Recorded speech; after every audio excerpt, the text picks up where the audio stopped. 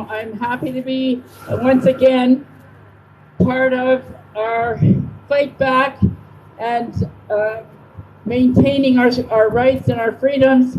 This country has always been great, is great now, and always will be because of people like us who won't take their, whatever you want to call it, I'll refrain, excretion.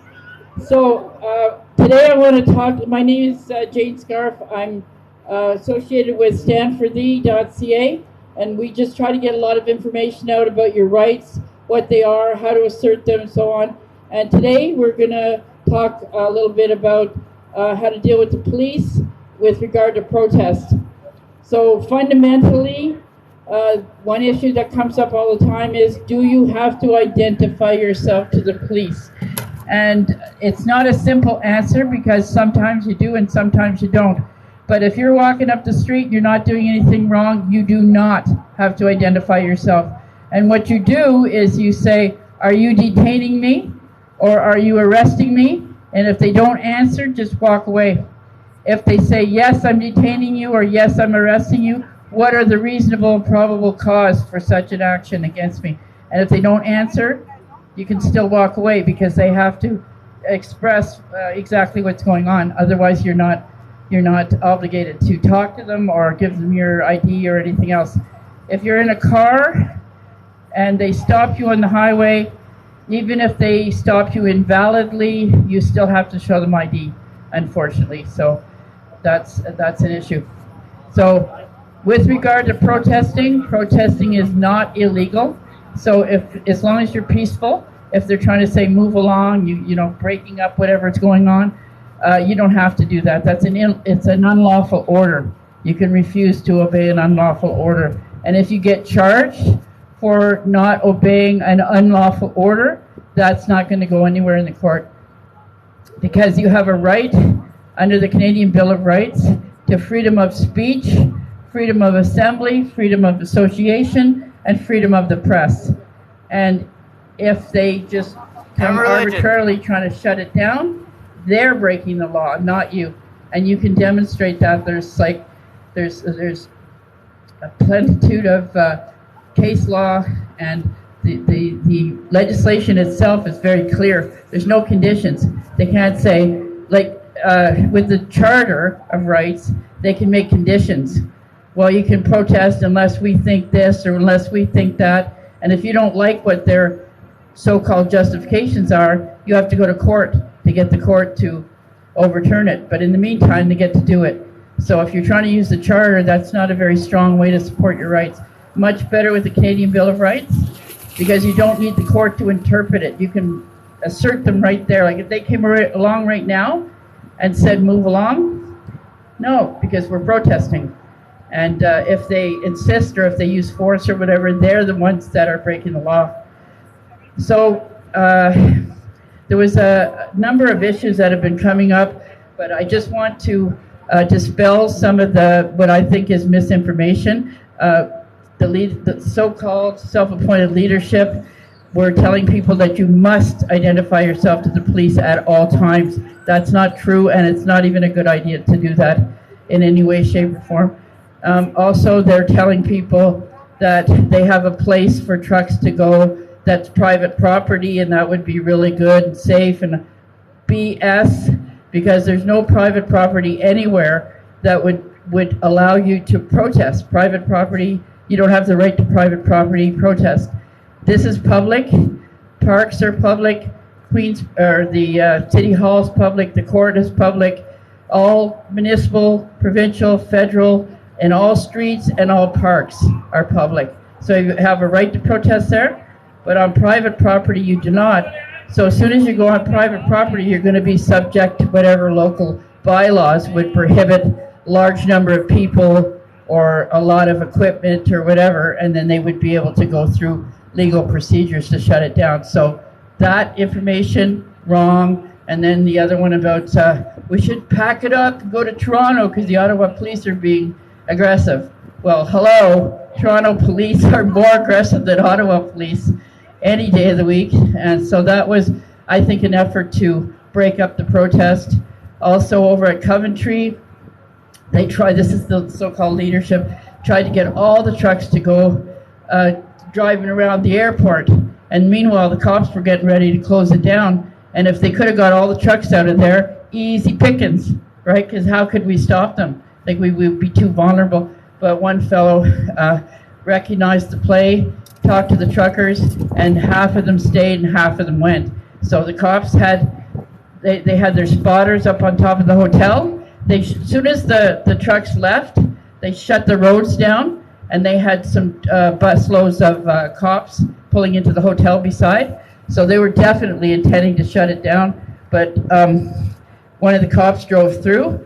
And also the leadership also kept telling over and over that they should be blocking the entrance to the area where they were protesting. That's also bad information, because if you're on public property and you're protesting and you're blocking the public from going onto that public property, then you're occupying the property, which is a whole new ball of wax. They're allowed to use aggression against you to, break up an occupation. Like if you just decided, oh, I think I'll just take over Parliament Hill, right? Or like Parliament buildings or something, and you put a blockade, don't let anybody in, and all that. Well, you're not protesting on public property, you're occupying the Parliament buildings. So that's an act of aggression towards the state, and they're allowed to use whatever force is necessary to stop that. So that's other information coming from these so-called leaders that is counterproductive to the success of this protest. But everything was overturned. Like people caught on, and they counteracted. They opened up the gates. So when the cop came through, we're all ready to break it up. One of the cops went through and he looks at the gate and it's open. Then he looks at the lane of trucks, and there's half the trucks are still there. He went like this. So it was probably a cop that didn't want to do it, but they told him, they expected that. Yeah, for sure. And it's all different people that are sort of catching on to this stuff and undermining it. So I'm really happy, because some trucks went to Toronto, not good, but most of the people aren't listening. And so I'm happy with that. So at this point, I think I'll open it up to questions. That's the main message, unless, Rebecca, do you want me to do...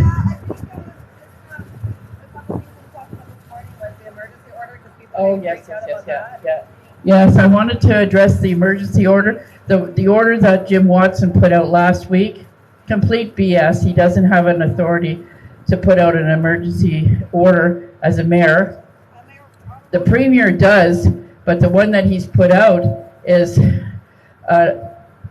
declaring an emergency. The protest is an emergency, and he's inciting aggression towards protesters. He's not allowed to do that. He can't violate your rights. He can't put an order out to violate your rights. He has no authority to do that. The only way your rights can be undermined is if there's a court decision and an act of federal parliament. So Dougie doesn't have the authority to override your rights. Like if he wants to say, like, the ice storm is an emergency, we're going to help you, we're going to, get you some safe place to go and all. Yeah, but he's not allowed to come and override your rights. What's enforcement? All enforcement is covered by the Canadian Bill of Rights. All of it, anywhere. Like on federal land, you've got sort of two ways that you're hooked into the Bill of Rights, because it's enforcement plus the land itself. Like Wellington is federal, so you have two. But even here, what we're doing here is still covered when it comes to police, bylaw, public health, whoever they roll out against us. They're not allowed doing that. The Canadian Bill of Rights covers all enforcement, all, underline quotation mark, anywhere, anytime, private, public, up, down, all around, we're good.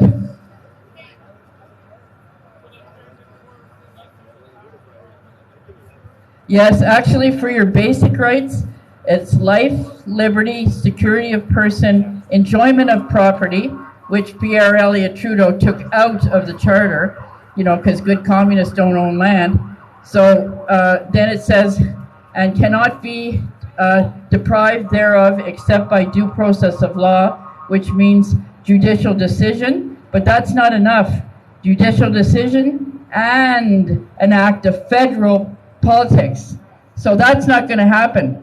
They can't do that because it takes years to put something through. And another thing they have to do is they have to be clear. They have to say, we are eliminating your right to whatever it is in this legislation that we're proposing. So that also gives us years to organize against it, right? So it's not happening. We have well protected, well articulated, well enforceable rights.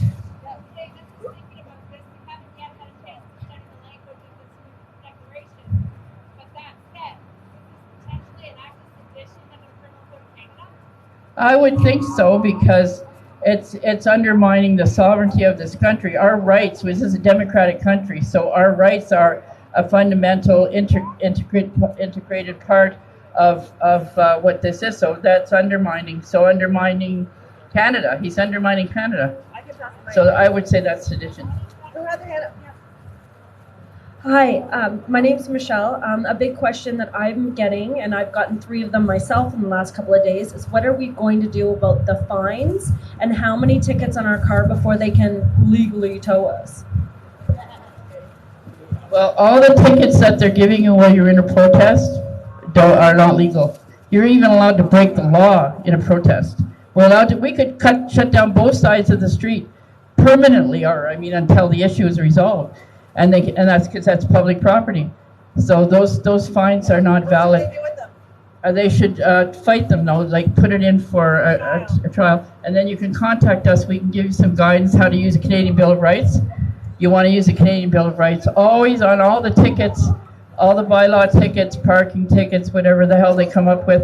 If it's impeding or meant to impede your protesting, you can fight your ticket, but you can also sue them. Because that's a tort. Like if your rights are violated, you can sue them, right? So those acts are aggressive acts to make you stop doing this. Yeah, we have case law for that as well. So we've been dealing with all the tickets from the first round of COVID measures, and we're beating them left, right, and center. Dave just beat one on January 31st with the Canadian Bill of Rights criminal charge. So we got it. Yeah. Guys, and on that note, we on standforthee.ca, which is stand number for THEE.ca or .com. Under Know Your Rights, we have a list of all your legal provisions that protect you. So you can read up on those, not just the legislation, the criminal code, and case law. So all of that is available, so you can familiarize yourselves with that, and you'll see that you have a lot on your side. And the charger? What do you not need? What do you mean when you're fighting your tickets? What do you not need? Lawyer? Oh yes, you do not need a lawyer. Absolutely not. I'm actually fighting I'm going through the courts by myself, and I'll tell you something, these guys, when you go in there by yourself, they start shitting their pants. Because they know that a lawyer, you're going to give all your money to the lawyer. The lawyer's going to go in there and say, just take this deal. There's nothing you can do. And they'll reduce it to like $50. And we go in there. Yeah, and we go in there and we go, absolutely not. I wasn't the one breaking the law. You're breaking the law. And we've seen it time and time again when they go in there. And we will help anyone who's going into the courts. We will prep you. We will help you. We will get you guys set up for success. Because you know what? We're not the ones breaking the law. They are. No money. No money. So we tell people, if you're going to a lawyer for a constitutional challenge, they'll win. You'll lose, but they'll win because they'll have all your money. Because Charter has got great big loopholes that allow the government to withdraw your rights. And the courts are government. So these judges are appointed, paid for by the government. So I don't want to be, asking them, does the government have a good enough reason to override my rights? Why the hell would I do that? Doesn't make any sense. Outside of a charter court, like a charter court is a special court where the judge has more power than any other situation. But if you're in a normal court at any level, from the bottom to the top, the courts have a prescribed limit on their power, and they have requirements. They have to abide by case law. But under the charter, they do not. And that's where the loophole is, because that judge can do whatever the hell he wants, and he's got the discretion, so you can't even appeal it because it's discretion. And when they have discretion, whatever they come up with, that's a done deal. So anybody who wants to go that way, you might as well, get a stool and a rope, because you're not going to come out. Yeah, go ahead. Hi, folks. I just want to address one more thing here. I want to remind everyone there's a lot of crap coming out, not just on mainstream, but also on social media. We got to shut down the fear porn. We're educating you on how to defend your rights and how to empower yourself when you're asked by the police, and they're not coming for us. And all these people who are putting out all this fear porn on social media, we have to start shutting them down, calling them out, and start doing our own lives to get the truth out. All right? I just wanted to mention that to everyone because I think it's super duper important. We have the justice on our side, and we have the law on our side, and we have God on our side. God gave us this freedom because we're human. That's it. You're born with your rights. The government doesn't give them to you. They have no right to take them away, no matter what. Period. End of conversation. And we still have our rights. This is not a communist country, not even close. That's what they're heading for. But if we, take the mindset instead of like, oh, it's already a communist country, I have no rights. That's what these fear porn people are trying to do. They're controlled opposition. When you have somebody in your face going, oh, the cops are going to do, okay, they have nothing. We may have an immediate issue. We're going to go look. We think the police may be stealing jerry cans right again? now. Okay, We're going to come back and let us know. Okay. And if they are, then we'll perhaps all go we there. can take Yeah. a walk down and have a conversation with them. Okay. Not a aggressive conversation. Okay. In the meantime, any questions? I got one. What's that? Lots of haters are saying that. Okay, so if you want to ask a question. Okay, well, we need to ask them why are they uttering threats to take children from them? That was not real. I don't think that was real either. They first of all, they have to have a warrant. That's another thing I forgot to mention. If you're in a truck and they want you, they have to have a warrant for you, same as your house. And if they want to take something out of your truck, they have to have a warrant, same as your house. That's your property. Oh yeah, no trespass signs help because it makes it clear that they're not welcome to just jump right in. So, another question? Did you have a question? Hi, Jane. Now, in the charter, can the judge dismiss the case for the reason of this is bringing disrepute to the judicial system? Like, I believe I read that at one point or another, but. I think it's section 24. Yes, I think there is a provision for them to do that. I think it's under section 24.2. And that's another, loophole for your rights. Those things do not exist in the Canadian Bill of Rights. They have nothing in there, zero in there, that allows them to override your rights. End of conversation. So, states of emergency, no. And even, I think it's the International Covenant on Social and Political Rights actually expressly states that the state does not have, or whatever, it should be guaranteed that the state does not override your rights, even in the case of an emergency. And another thing is in there, too, about servitude, which is what they were doing to Kelly Hale here in Kingston, Jack Tuesdays. Well, not just him, but all so-called unessential businesses. They're telling them they have to do mask requirement and vaccine passport. That's law enforcement.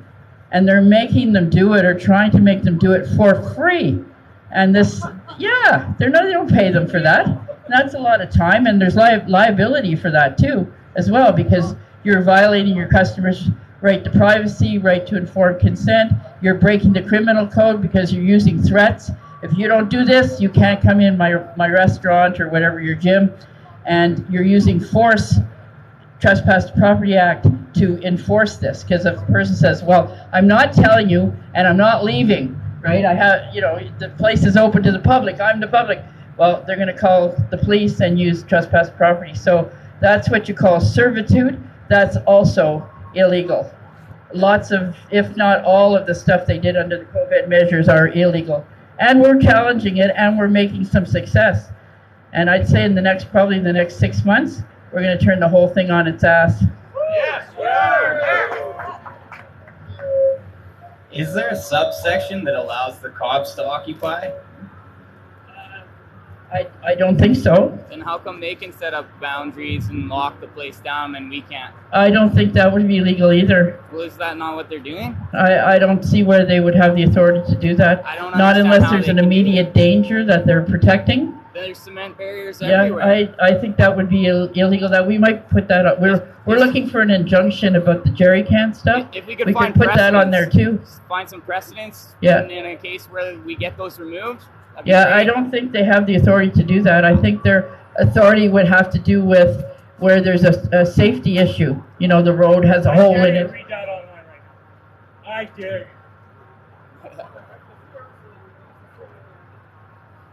Just hand you out 100 copies. That's my original. If you're not going to read it. Well, we need to know what it is before we read it. We're here Okay, for a specific purpose. So. Any more questions? You got a question? Come get the mic. Yeah, I got more. Hi, I'm camped out on Wellington, literally in a tent. Are they allowed to take my tent down? So it acts the same as a truck or a car, even though I'm living in it right now. And it's your property. They have to have a warrant if they want you out of there, and they have to have a warrant if they want to take anything out of it or take it away because it's actually your property. So no warrant. They're acting, and I'm not saying they're not going to, but if they do, they're acting illegally, and there's things you can do over time to address it. Hey folks, so if you look on this truck right here, you'll see there's an address on that truck. It says 125 and a quarter Bank Street, Ottawa. I've had so many people, local people from Ottawa, mothers holding their babies. I've got a stack of letters that thick in there. I've got every memento you can imagine in there, okay? People reaching out and saying, please don't leave. Please don't leave. Now, I've made that promise to so many people from Ottawa that I would feel that I've committed treason in my heart if I left here now. So I want you to know that if this Stand for Thee operates out of a studio in my truck, and whenever this billboard is out on the sidewalk, then there's somebody here to talk to you. If this truck is not here, it has not left, it will only have found its way onto a federal road. And I'll let you talk, okay? Actually, I want to reinforce that you're just as protected on this road as on a federal road with regard to law enforcement. Even these friggin' tickets, that's law enforcement. And that has to respect the Canadian Bill of Rights, right to protest. So anything they do to you here or anywhere else except private property, you don't have protest rights on private property, only public property. Yes. I have a question regarding all the truckers who have signed up to the registration with the organizers, who have given their license and their names when they enter the Coventry Road, who may have provided their information to truckerlawyers.ca and sent in their tickets with their ID. And I would like if you can address what they can do to protect themselves from further litigation. As we saw, there's the injunction for the honking, which is the organizers plus unnamed yet named truckers. as well as the lawsuit from Zexi Lee, who coincidentally is a data analyst with the Canadian Revenue Agency, in case you didn't know that. So can you please address that for us, Jane? What you can do to get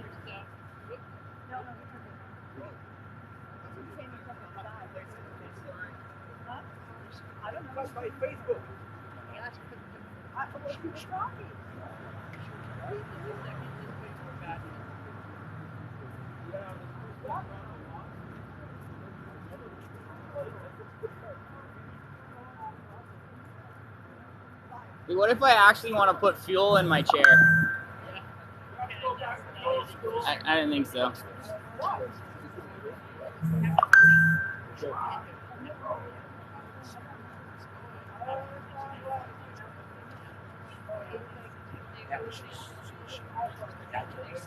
He's gone, Brian. He's gone. He walked away.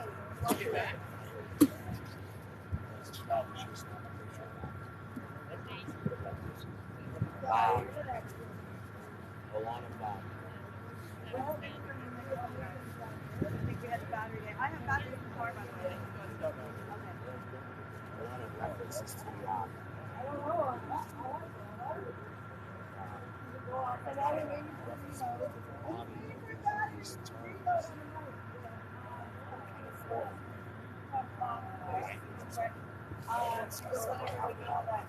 This weekend, the police might be getting a little more assertive. It's going to get more intense.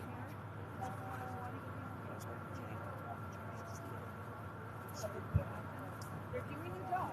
Like it or not, they're doing their job. They're not being abusive. They're not here right now. The liaisons are here right now. I'm not sure what they want, but the police liaisons have just walked over. And we're going to continue our conversation again. Remember, you are not on a convoy any longer. The convoy ended when you parked your truck. You are now on a peaceful protest. Okay? The convoy is over. The convoy did its thing. Once you were in Ottawa and you arrived to your destination, you were no longer in a convoy. You were peacefully protesting.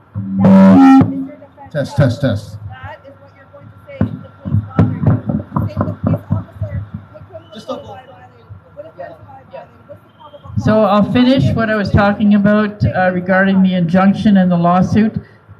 The way that the horn honking injunction is written, it's got the 5 so-called leaders, unelected leaders, with including Pat King, and I forget the other names, and then it says John Doe, John Doe. So John Doe is anybody that signs up with them specifically, and they were going around telling people, if you want some of the GoFundMe, to sign on the dotted line, so to speak. As soon as you sign that, you're part of that. And also there's a $9 million lawsuit against the truckers. And again, it's against those guys and anybody that's affiliated with those guys. So if you already signed on for that, and that was a big BS anyway, because no money ever came out of the GoFundMe. But if you did sign up, you can remove your name. You can rescind. So let them know that you no longer do that. And we have a declaration that is not affiliated with any leaders. It just says, I'm in this protest because of the mandates, and I'm collaborating with others, but there's no leader. Nobody's leading me. And that's a better way to organize anyway, because it fucks the cops right up. They don't know how to deal with it. And you can all take a different position. Well, I have to go, let's say if they're closing it down, one says I'm going, one says I'm staying, and it just, they don't know how to deal with it. It just doesn't work in their methodology. So it's much stronger, and that doesn't mean we don't organize. That people don't take on tasks and organize well and make this, work like a well-oiled machine. But we don't need leaders. What do we need leaders for? And certainly leaders that come up, oh, I'm the leader, follow me. I don't think so. That's worse than we got now. At least there's some semblance of vote. It doesn't work very well. We all know that, but it certainly wouldn't work better if we had a government where people just pop up and say, well, I'm the king now, so That's not a good way for leadership. Plus, I don't see anything but decisions coming from them that are undermining the success. And they're not doing anything proactive either. We saw them make a statement the other day, and they were asked, what are they doing to move this issue forward? And the guy that was the spokesperson said, well, we're telling people to call their MP. And nothing. Like, we're doing all this for nothing? Like, we should be proactive. Like, we should be, well, we are looking at some judicial review of the actual order, like the order that we're on about, right? Is the order that you have to show vaccine passport to get on plane or train or go across the border. So we're trying to, they should be doing that. And they have so-called lawyers volunteering. And what are they doing? Well, tell everybody to call their MP. There you go. Like, duh. And I mean really double duh. Like that's so not good. So, but the good news is there are so many people that are involved in this that are not listening. They're thinking, I'm not going to Toronto. What kind of stupid instruction is that? And I don't want to get into all of them, but there was lots of different orders given. One of them, if the police ask you your name, you tell them your name. No, coming from your leaders. Okay? And don't honk your horn. Before the injunction, they were telling people, don't honk your horn. Like, who the hell's interest was that in? It wasn't in our interest. It's not like they're going to say, oh, well, I guess you can protest as long as you want because you're not honking your horns. Like, it would do nothing for us, and it would actually hinder us. The horn honking attracts attention and shows unity and, and festive, it's like festive. Like when people came down last Saturday, they loved the horn honking. So anyway, these people are bad news, and I hate to be the bearer of bad news, but I think it's important to call a spade a spade.